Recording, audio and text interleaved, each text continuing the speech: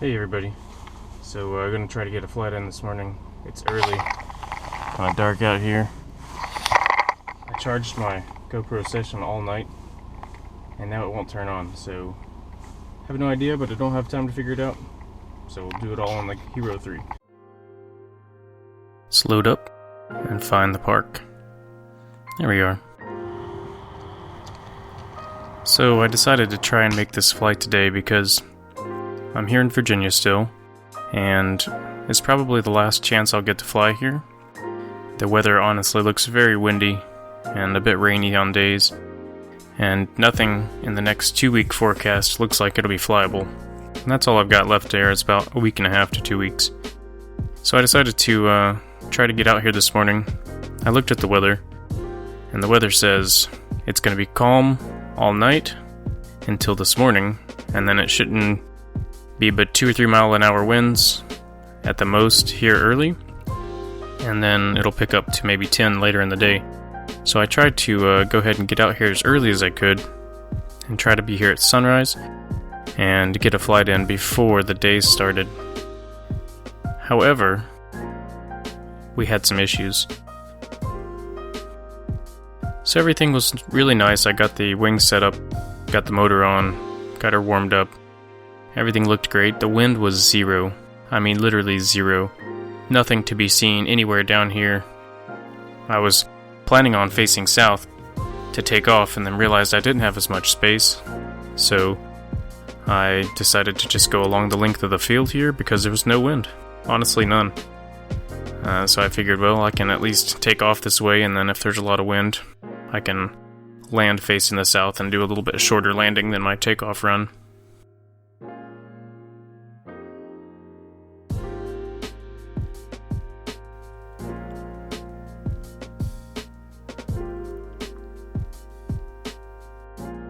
So everything was looking nice. I got everything on here. I got the trim set about 1 inch past the white neutral line so I can get a quick takeoff.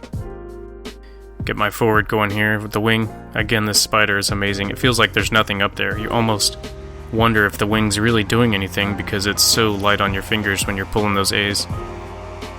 So I get up, and as soon as the wing picks up a little bit, I notice, oh, it's definitely pushing me a little to the south side here, so I'm facing west right now, so south is to my left, and it's coming from the left and pushing me to the right.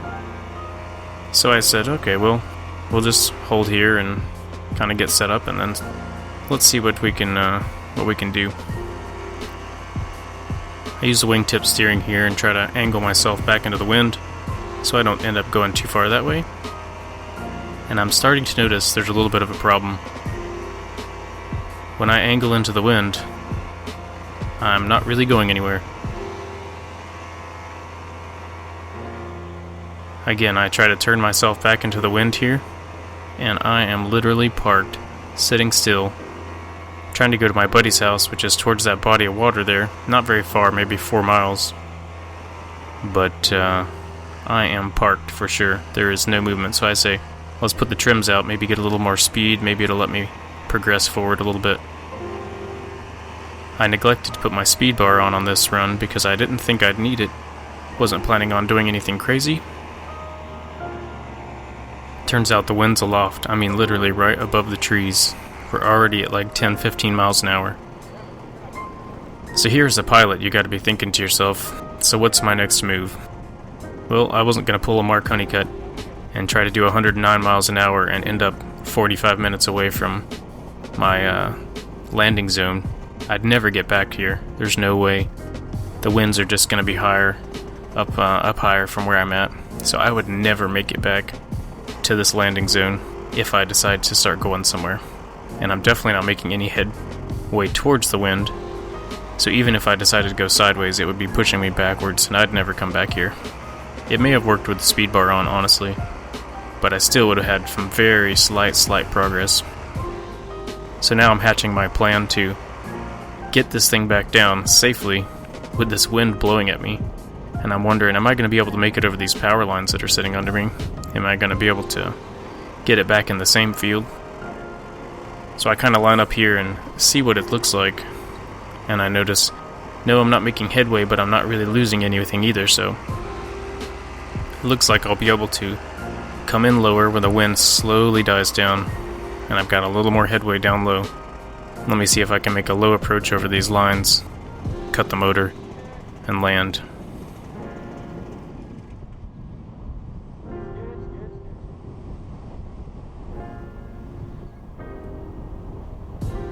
Alright, so mission accomplished here, right?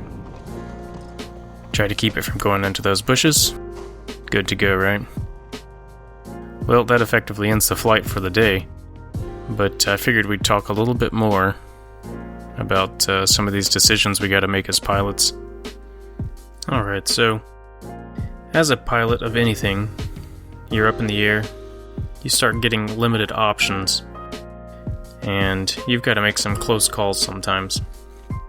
So there's a few important things to remember. If you're taking your private pilot's license, they teach you a little bit about risk mitigation, and then also for work and things like that, they teach about risk mitigation, what I do. But one of the key things is don't be in a state of resignation. So once you have an issue, don't just say, well, I'm helpless, and just give up and crash or hit something. Take charge of the situation and make it better, and come out at least safely in a safe manner. I had a few options there. I could have went to that bigger field that was just a little bit farther where the wind was pushing me, and I had a huge landing area which is still within walking distance of my car easily, and that would have worked out just fine. But you've got to make some quick decisions. See what you got on hand, keep flying your aircraft, that's the main thing. Don't just stop paying attention because you're trying to think of something else. To fix your situation, you've got to still fly safely, and you've got to navigate the direction you want to be. Then you've got to start picking out a place that you want to land at, somewhere safe that you think you can honestly get to. Here with the wind, I had the choice of trying for the same field or trying for that field behind me. Those are my two best options, without, like I said, pulling a honeycut and having a buddy pick you up somewhere. So, I weighed my options.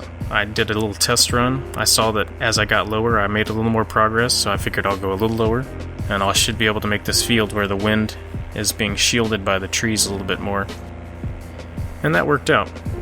I've had some other close calls. After taking my course with Fly High Paramotors down in Florida, down in the Destin area, with Robert and Harry, I came back up. I had this Air Conception 130. I'd never flown it before, and my second or third flight that I ever flew this thing, and I didn't record it because I was still trying to get used to just coordinating the flight and not worrying about the GoPro yet. So I've got this thing, and the engine goes full throttle on me. Turns out I had a broken throttle spring, and it just would go full power. So I'm thinking to myself, well, I've got full power, so I can at least climb. How do I get myself back? In that case, I figured out that modulating the kill switch just enough so the engine wouldn't shut off, but slowed the engine down, would keep me at a steady altitude until I could get above my landing target. And once I got over my landing target, I did the kill switch a little more to get me down lower. And at about 100 feet off the ground, 150 feet, I just killed it when I was in a really wide open area in the airport that I was flying from, Charles Baker in Memphis. So, you've got some options. Figure out what your best options are, fly the airplane, make a good call, and just be safe, and make sure you land it somewhere that's gonna not hurt you or put anybody else at danger. Well, thank you guys, and hope you enjoyed this video. And everyone be safe out there. Later.